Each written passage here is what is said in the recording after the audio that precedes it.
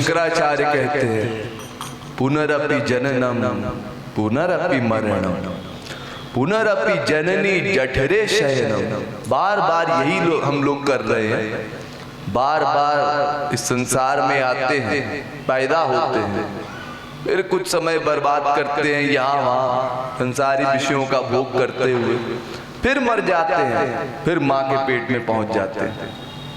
यही चक्र अनादिकाल से चलता आया है। केवल मनुष्य शरीर नहीं, 84 लाख प्रकार के शरीर बार बार हम लोग घूमा करते हैं।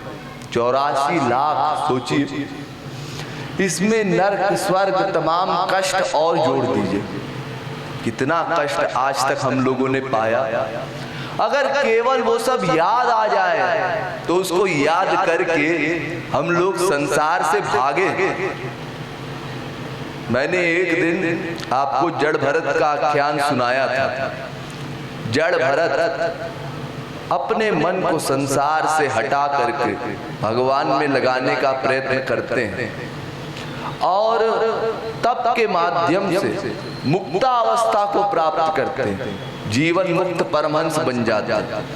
यानी जैसे शरीर छोड़ते वैसे ही ब्रह्म में एकत्र हो जाता, मोक्ष मिल जाता, जन्म और मृत्यु की चक्र से छुटकारा मिल जाता। ये सीट उनको मिल चुकी थी, लेकिन फिर संसार में अटैचमेंट हो गया, एक हिरण में अटैचमेंट हो गया और अगले जन्म हिरण बनना पड़ा।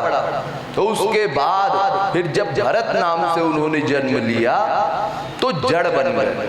यानी अपने मन को इतना कठोर बना लिया, इतना पक्का बना लिया कि फिर संसार में मन न जाने पाया, क्योंकि संसार में जाने के कारण ही बार बार संसार में आना होता है। तो अगर मन भगवान में हमने ठीक प्रकार से लगा लिया तो संसार में फिर आना नहीं होगा, फिर तो भगवान अपने लोक में बुला लेंगे, फिर भगवान अपनी सेवा प्रदान करेंगे, फिर तो हम नित्य आनंदमय रहेंगे, अखंड ज्ञानात्मक हो जाएंगे, शाश्वत आनंद को, शाश्वत प्रेम को प्राप्त करेंगे। लेकिन उसके लिए वो व्याकुलता बनानी पड़ेगी। ठाकुर जी कब मिलेंगे?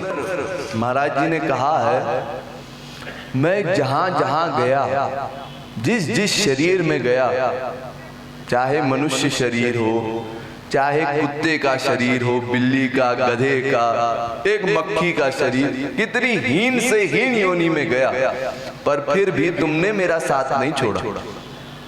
मेरे अंतःकरण में बैठ करके प्रति क्षण मेरे कर्म को नोट किया, देखते रहे, इस आशा से अब शरणागत होगा, अब शरणागत होगा। भगवान निरंतर जीव की शरणागति की प्रतीक्षा करते हैं।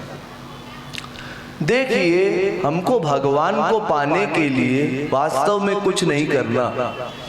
भगवान तो वैसे ही अनादिकाल से हमको अपनाने के लिए तैयार बैठे हैं, लेकिन हमारे भीतर जो दोष है, जब तक वो दोष समाप्त नहीं हो जाते तब तक भगवान चाह करके भी हमको नहीं अपना सकते। तो इस माया के दोष को ठीक करने का अभ्यास हम सबको करना है। भगवान तो वैसे ही माने हुए हैं, तो इसलिए अब जब ठाकुर जी को जीव पुकारता है तो कहता है, तुमने अनादिकाल से अब तक केवल देखा, क्योंकि मेरी शरणागति कंप्लीट नहीं थी, 100% नहीं थी। भागवत कहती है, त्रिभुवन हेतवेप्यकुंठजितात्म सुरादिभिर्भृमिज्ञात न चलति भगवत पदार वृंदाल लव निमिषा धर्मपि असम वैष्णवाग्रय। भगवान में मन का लगाव 100% होना चाहिए। बिल्कुल भी थोड़ी भी कमी अगर रह गई तो भगवान चाह करके भी हमारी सहायता नहीं कर पाता। आप लोग द्रौपदी का आख्यान सुनते होंगे, द्रौपदी पांचाली। वो द्रौपदी जब हस्तिनापुर गई और उस समय द्रौपदी को युधिष्ठिर ने दांव पर लगाया और हार गए, तो दुर्योधन ने आदेश दिया, जाओ द्रौपदी को लेकर के आओ। तो दुशासन बलपूर्वक जबरदस्ती द्रौपदी को सभा में लेकर के आया।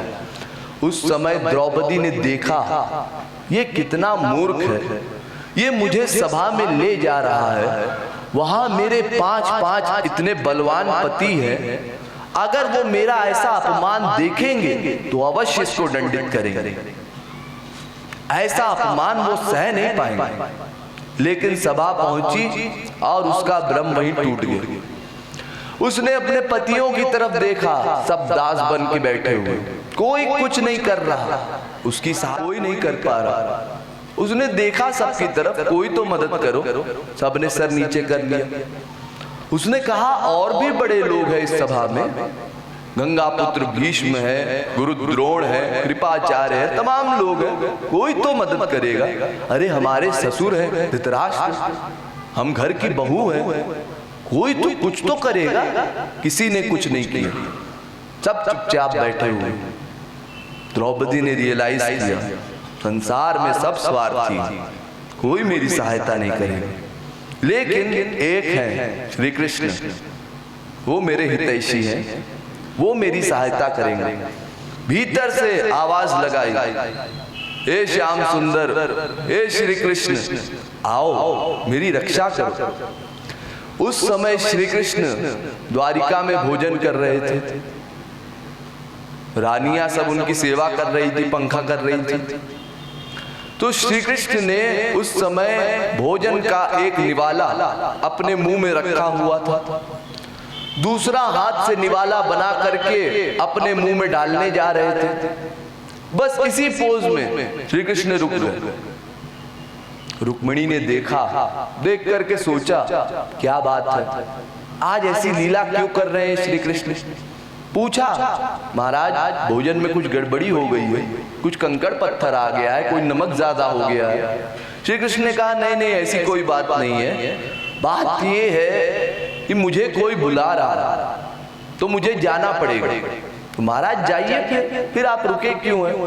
नहीं जा भी नहीं सकता, इसीलिए रुका हूं। क्यों नहीं जा सकता? इसलिए नहीं जा सकता कि मेरा नियम है, जब तक कोई पूर्णतः शरणागत नहीं हो जाएगा तब तक मैं उसकी सहायता नहीं करूंगा। देखूंगा वो बेचारा मुश्किल में, परेशानी में, तो देखूंगा, लेकिन सहायता नहीं करूंगा, ये मेरा नियम है। तो द्रौपदी इस समय यद्यपि मुझे सहायता के लिए बुला रही है, पर इस समय वो अपना बल लगा रही है। जब दुशासन को आदेश दिया दुर्योधन ने कि देखो ये ऐसे नहीं मानेगी तो इसकी चीर खींच लो, साड़ी खींच लो, और उस समय द्रौपदी ने सोचा कोई मदद नहीं कर रहा तो मैं अपनी रक्षा स्वयं करती हूँ, मैं भी याज्ञसेनी हूँ, और अपनी साड़ी अपने दांत में दबाई। तो दांत का बल लगने के कारण भगवान संकोच कर रहे, सामने नहीं आ रहे, और जहां दुशासन ने झटका ताकत लगा करके, तो वो दांत कितनी देर रोक पाता साड़ी को, वो साड़ी दांत से खिसक गई। अब जैसे साड़ी खिसकी तब द्रौपदी को विश्वास हो गया अब मेरा बल भी पर्याप्त नहीं, मैं कुछ नहीं कर सकती, मेरे हाथ में बात नहीं रही है, अब अगर बचाएंगे तो श्री कृष्ण ही बचाएंगे। और कंप्लीट सरेंडर हुआ और उन्होंने कहा हा नाथ द्वारिका वासिन, अंतःकरण से पुकारा श्री कृष्ण को। उस पुकार को श्री कृष्ण सुन करके तुरंत पहुंच गए। तुरंत ऐसे ही हम लोगों को भी पूरी तरह से शरणागत होना होगा, बाल भर का भी अंतर चलेगा नहीं।